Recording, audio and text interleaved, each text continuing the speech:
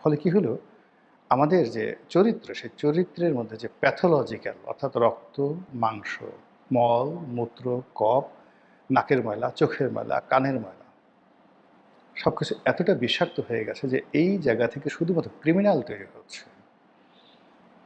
এই ক্রিমিনাল চলে যাচ্ছে প্রশাসনে, চলে যাচ্ছে ব্যবসা বাণিজ্যে, চলে যাচ্ছে রাজনীতিতে। এর কারণে কি হলো, এক একটা পরিবর্তন হয়। কখনো আমাদের সাধারণ মানুষের আকুতিতে হয়, কখনো বিদেশি যাকে বলা হয় ইনফ্লুয়েন্সে হয়, কখনো আল্লাহর তরফ থেকে হয়, কিন্তু পরিবর্তন হয়। কিন্তু ওই যে প্যাথোলজিক্যাল যে আমাদের যে পরিবর্তন, সেই প্যাথোলজিক্যাল পরিবর্তনের কারণে আমাদের আসলে সামগ্রিকভাবে আমাদের দেশের কল্যাণ হয় না, বরং অতীতের চেয়ে পরিস্থিতি খারাপ হয়। তো এরই ধারাবাহিকতায় দেখুন শেখ হাসিনার পতন হলো।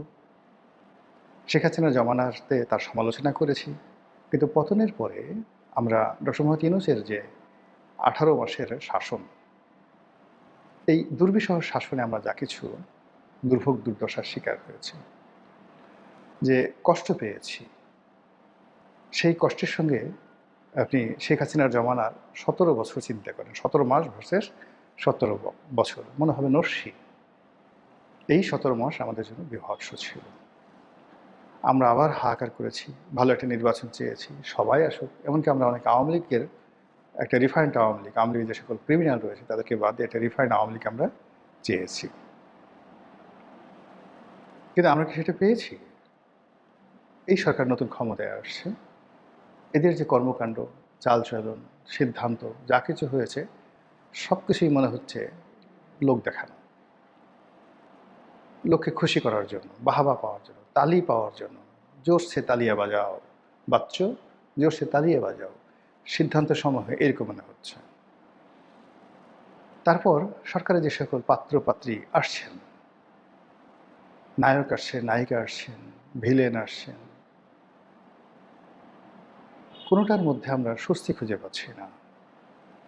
প্রশাসনে সেই দলবাজি, 2001 থেকে 2006 সন শাসন, যে ওই শাসনে যাদের কারণে বিএনপির পতন হয়েছিল, যে সকল দুর্নীতিবাজ রাজনীতিবিদ, যে সকল দুর্নীতিবাজ সরকারি আমলা কামলা, যে সকল দুর্নীতিবাজ সামরিক কর্মকর্তা, যে সকল দুর্নীতিবাজ ব্যবসায়ী, দেখেন তো তাদের একজন, একটু চোখ বুঝে দেখেন তো একজন বাদ পড়ছে কিনা।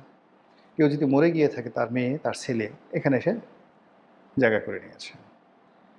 কেউ যদি চাকরি থেকে ওই আমলে রিটায়ার করে থাকে, সে এখন এই সময়টাতে এসে আগে সচিব ছিল, এখন আরও বড় পদে যোগদান করেছে। আগে এসপি ছিল, এখন আইজির চেয়ে ক্ষমতা দেখাচ্ছে। আগে মেজর ছিল, এখন সেনাপ্রধানের চেয়ে বেশি ক্ষমতা দেখাচ্ছে। কোনো পরিবর্তন আছে? আগে ব্যবসা করতো, সেই ব্যবসা বাণিজ্য সব দেউলিয়া হয়ে গেছে, এখন দেখা গেল সে বাণিজ্য উপদেষ্টার মতো সরকার উপদেশ দিচ্ছে। তো এভাবে আসলে যে যে লাউ সেই কদু বলা ঠিক হবে না, বরং আগে মানে পেট এমন খারাপ ছিল, যদি প্রকৃতি ডাক আসতো বাথরুমে দৌড়ে যাওয়া যেত। এখন মাশাল্লাহ পরিস্থিতি এমন উন্নত হয়ে গেছে, বিশ্বের নাতির ফত, ওখানে সব কিছু। এরকম একটা পরিবেশ পরিস্থিতি তৈরি হয়ে গেছে। সেকেন্ডলি, আগে যারা ছিল তাদেরকে মোটামুটি দৃশ্যমান দেখা যেত, কথা শোনা যেত, চলা যেত, একটা লেভেল ছিল। বদমাইশি করলেও বদমাইশদের একটা লেভেল ছিল। সেই সেই আমলের মুরগি মিলন, সেই আমলের টুকাই সাগর, সেই আমলের কালা জাহাঙ্গীর। এখন কি হচ্ছে? এখন তো এদের নাম নাই, মানে আস্তে ব্লেড যেভাবে আপনাকে কেটে দেয় ঠিক ওইভাবে কেটে দিচ্ছে, ক্ষতি হয়ে যাচ্ছে। কিস্তিতে চাঁদা গ্রহণ করা হচ্ছে, চাঁদাবাজি করা হচ্ছে, তাও কিস্তিতে। ফাজলামোর একটা সীমা আছে।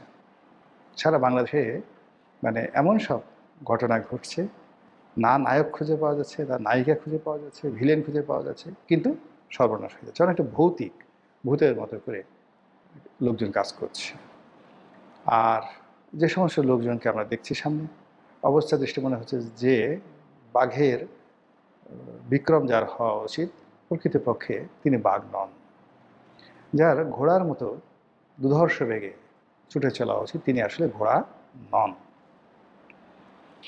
এইভাবে বিভিন্ন বড় পদ পদবিগুলোতে যা হওয়ার দরকার, যেভাবে দেখা দরকার, যেভাবে শোনা দরকার, যে আওয়াজ হওয়া দরকার, প্রত্যেকটা জিনিসই এলোমেলো হয়ে গেছে। ফলে কি হলো, ময়ূর কাকের মতো ডাকছে, কাক চড়াই পাখির মতো তিড়িং বিড়িং করছে, চড়াই পাখি তেলাপোকার মতো উড়ার চেষ্টা করছে। এরকম বিসাদৃশ্য এবং দৃষ্টিকটু বিষয়াদি আমরা দেখতে পাচ্ছি। ফলে এই অল্প কয়েকদিনের মধ্যে আমরা যাকে বলা হয় যে স্বপ্ন, আমাদের যে স্বপ্ন ছিল সেই স্বপ্ন ভঙ্গ হয়ে গেছে। যে মোহ ছিল, কামনা ছিল, বাসনা ছিল, এভরিথিং ইজ ট্রাম্বলিং উইথ ফিয়ার। ভয়ে সব কিছু থরথর করে কাঁপছে। এভরি আইটেমস, আইটেমস এস হবে না, every item use to spreading the smell that called obnoxious, not bad smell.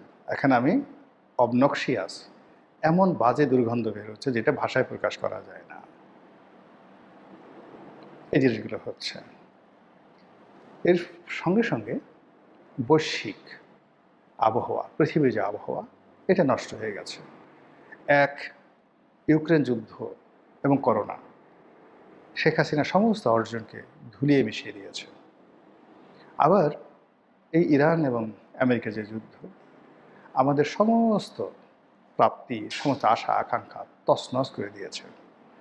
আর এই সময়টিতে ধরুন আপনি অসুস্থ, কিন্তু ডাক্তার আপনাকে ভালো কথা বলছে, প্রাণান্ত চেষ্টা করছে আপনাকে চিকিৎসা দেওয়ার জন্য। আপনি মরে যাবেন আপনি জানেন, কিন্তু স্বস্তি পাচ্ছেন। কিন্তু দেখা গেল যে এমন একটা পরিস্থিতি, ডাক্তার আজরাইলের মতো দাঁড়িয়ে আছে, নার্স পাশে দাঁড়িয়ে আছে গোরখাদকের মতো, কবর সে আপনি এমনভাবে দাঁড়িয়ে আছে, পাশে আপনার দেখা গেল একজন আর্দালি দাঁড়িয়ে আছে, অনেকটা সে চণ্ডালের মতো, কেউ দাঁড়িয়ে আছে শকুনের মতো, আপনি মরে যাওয়ার সঙ্গে সঙ্গে আপনাকে খেয়ে ফেলবে। তখন জীবনের শেষ প্রান্তগুলো একটা মানুষের কাছে যেভাবে দুর্বিষহ হয়ে পড়ে, তেমনি যখন প্রাকৃতিক বিপর্যয় হয়, তারপর বৈশ্বিক বিপর্যয় হয়, আন্তর্জাতিক বিপর্যয় হয়, ঠিক ওই সময়টা যদি শাসন কার্যে প্রিয় মুখগুলো না থাকে, প্রিয় মানুষগুলো না থাকে, বরং সেখান থেকে যদি দুর্গন্ধ আসে, অবনক্সিয়াস যে স্মেল এটা আসে, তারপর কথাবার্তা যদি শব্দ দূষণ হয়, তাদের হাঁটা চলার ভঙ্গিমা সব কিছু দেখলে যদি মনে হয় যে ভীষণ রকম মনে হয় যে এরা ধাক্কা মেরে আসে, এরকম যদি মনে হয়, সেই লোকগুলো কারণে পুরো দেশবাসীর জীবন তছনছ হয়ে যায়। আমাদের দেশে কি হচ্ছে না হচ্ছে আমার কিচ্ছু বলার দরকার নেই, আপনারা চারিদিকে তাকান এবং অনুধাবন করার চেষ্টা করেন। আমি শুধু যেটা বলি যে প্রকৃতি মানে আল্লাহ রাব্বুল আলামিন তার প্রকৃতি এবং পরিবেশের মাধ্যমে কখনো মানুষকে শান্তি দেন, আর কখনো মানুষের অশান্তিকে আরও প্রবল আকার ধারণ করেন। নতুন সরকার এলো, এবং যখন নতুন সরকার আসে কতগুলো সিমটম, শেখ হাসিনা যে বছর ভালো করলো, 2009 সালে আসলো, আসার সঙ্গে সঙ্গে 2009 থেকে 14 পর্যন্ত বা 12 পর্যন্ত আপনি দেখবেন প্রকৃতি তাকে সহযোগিতা করেছে, ভীষণভাবে সহযোগিতা করেছে। জিয়াউর রহমান সাহেব যখন ক্ষমতা আসলেন, আসার সঙ্গে সঙ্গে প্রকৃতি তাকে সহযোগিতা করেছে। নেচার ইটসেলফ ওয়াজ হেল্পফুল। কিন্তু এইবার প্রকৃতি বিরূপ। আমি যখন এই ভিডিওটা করছি সারা দেশে তাপদাহ চলছে, প্রচণ্ড গরম।